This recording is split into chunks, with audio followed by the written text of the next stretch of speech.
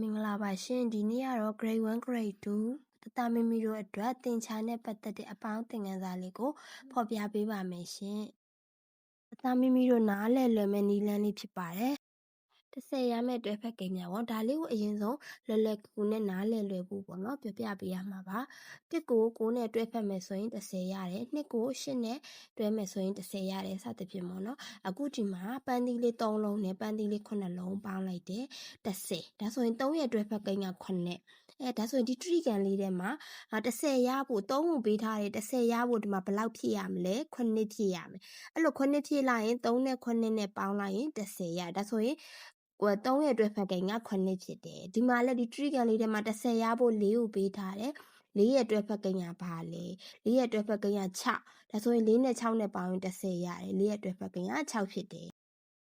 ဒါလေးကိုတည်ထားပြီးဆိုရင်ဒီ30 80ပေါင်းတာလေးကိုဒါထပ်ပြီးတင်ပေးလိုက်မယ်ဆိုရင်သူတို့ကတွဲဖက်ကိန်းနဲ့ပတ်သက်လို့ကတော့တည်သွားမှာပေါ့နော်ဟောဒါလေးကိုထပ်ပြီးတော့မှပြပြပြီးလို့ရမှာ30နဲ့80ပေါင်းရင်3ည2ခုပေါင်းရင်3ည3နဲ့9နဲ့တွဲဖက်ကိန်းက10ဒါ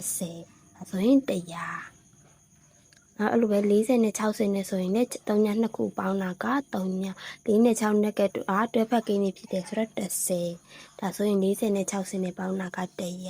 50ဆိုလည်းဒီတိုင်းပဲ3ည2ခုပေါင်းတာ3ည5နဲ့9နဲ့ရတွဲဖက်ကိန်းတွေဖြစ်တယ်10ဆိုတော့100ဖြစ်တယ်အဲ့ဒါလေးကိုသူတို့ပြပြပေးမယ်ဆိုရင်သူတို့ဟာဒီတွဲဖက်ကိန်းဆိုတဲ့ဟာလေးကိုနားလည်သွားပြီးတော့မပေါင်းတာကိုဆက်ပြီးတော့တက်မှာဖြစ်ပါတယ်8နဲ့3နဲ့ကိုပေါင်းမယ်ပေါ့နော်ပေါင်းမယ်ဆိုရင်8ရဲ့တွဲဖက်ကိန်းကိုအရင်ဆုံးစဉ်းစားလိုက်မယ်8ရဲ့တွဲဖက်ကိန်းက2အဲ့တော့2ရဖို့အတွက်ဒီ3ကို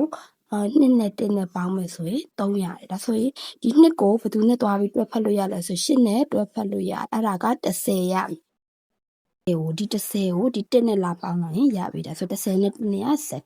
အဲ့လိုပဲ9ကိုလည်း9ကတွဲဖက်ကရ3ဒါဆို6ရဖို့အတွက်3နဲ့3နဲ့ကိုပေါင်းလိုက်မယ်ဒါဆိုရင်ဒီ3ကိုတော့ဒီ9နဲ့လာပြီးတွဲလိုက်မယ်ဆိုရင်10ရတယ်အဲ့10ကို3နဲ့ပေါင်းတော့739နဲ့1နဲ့ပေါင်းမယ်9ရဲ့တွဲဖက်ကိန်းက1ဆိုတော့သူတို့နှစ်ခုကိုပေါင်းရင်10ရတယ်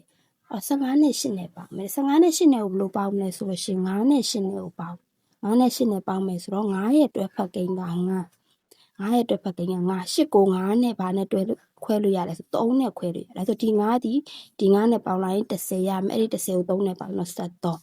ဒီက73ရအဲ့73ဆိုဒီ3ကိုဒီမှာလာရေးမယ်3ဒီ1ကိုဒီအပေါ်တင်လိုက်ပြီးတော့ရှင်းပေါင်းလိုက်တော့20နဲ့